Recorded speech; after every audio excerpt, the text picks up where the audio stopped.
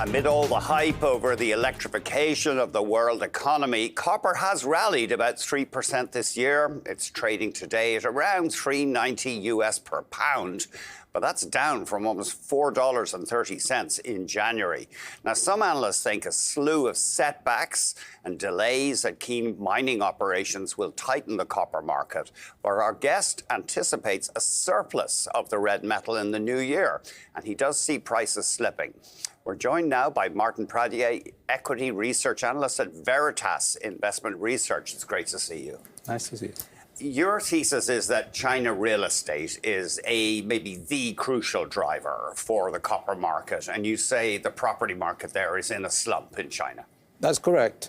And if you look at the last 25 years, there was no growth outside of China in copper.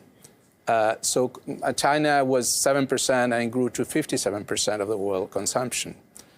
Out of that, about 25-30% is real estate. So when real estate slows down, the world economy in terms of demand decreases quite a bit. And the other thing you have to remember is that we don't put the copper at the beginning of the buildings. We put the copper 2, 3, 4 years after the building is initiated. So we've seen the last 2 years, initiation of new houses in China is down 60% from 2021 levels. So eventually, you're still completing some buildings that you started in 19 or 20, but eventually that will hit the copper demand quite significantly. China is a repressive regime, and so people can't invest easily outside the country, and they were stuck with low interest rates. So your thesis is they were forced to invest in real estate, and that created a bubble? If you look at real estate prices in China during about 30 years, the prices were going up 8-10% on average. I mean, years more, years less.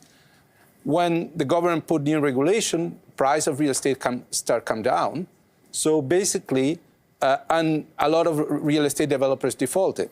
So there is a crisis of confidence because people don't know. They put some money up front. They don't know if they ever will have a building completed, or they'll lose all the money that they put up front. In China, it's 30-50% the money you put up front the day you sign. If you're buying an apartment. Buying an apartment, yeah. And they all buy it, there is nothing there. You just go and buy it.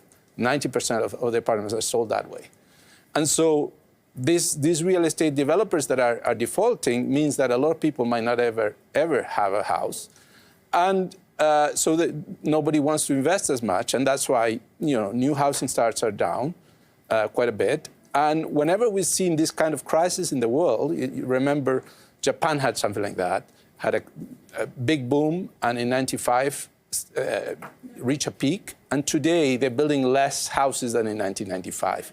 The U.S. in 2006-07 reached a peak. We're building less houses in the U.S. today than in 2006 or 2007. So these real estate slumps take years to work out. Yeah. It's not something that, okay, well, this year is a little bit higher. Everything is good and dandy, and we can go up from here. It is going to take some time before China digests this kind of problem. You think we're going to be looking at copper prices of around 360, maybe a little more next year?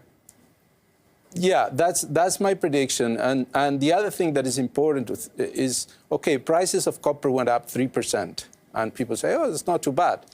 But cost went up 16%. Yeah. So really the profitability get really impacted there for the producer. And it shows you that copper was in a surplus situation. Because, in any other market, if your costs are going up 16%, you try to pass that. You couldn't pass it because there was a surplus. I mean, when you see that big difference between the cost and the price, that is telling you something.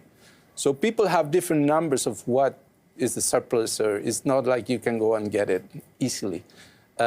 So the International Copper Study Group that says that is balanced, Bloomberg says that there was a surplus. I think there was a surplus. This year? This year. Okay. And that's why prices went up just 3%, even though your costs were up 16% the first 9 months for 10 companies that I follow. So I think it's quite representative.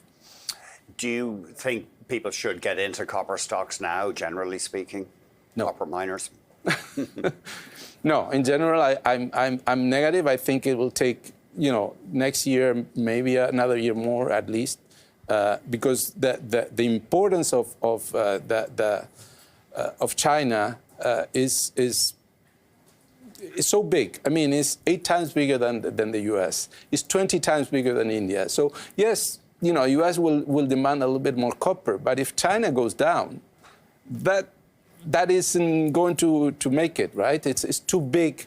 The other markets are, the importance of China versus the other markets. So Chinese copper demand, you're saying, is 8 times America's? Yes. Has America deindustrialized to that extent? It is part of that. It's part. China was building half of the houses of the world 1 or 2 years ago.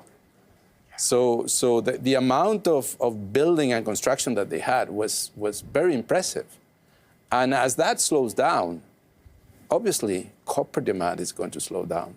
And International Copper Study Group is a group of producers. So they're optimistic. And they are saying there's going to be a surplus this year, 2024. Oh, they are saying? The industry is saying there's a surplus. Okay. So, and they say they put a number of 460,000. Maybe less, with what happened with Copper Panama. Yeah, sure, but there's still a surplus. And they are very conservative. This year they're saying that there was no surplus, and you see the price. The price shows you that there was a surplus.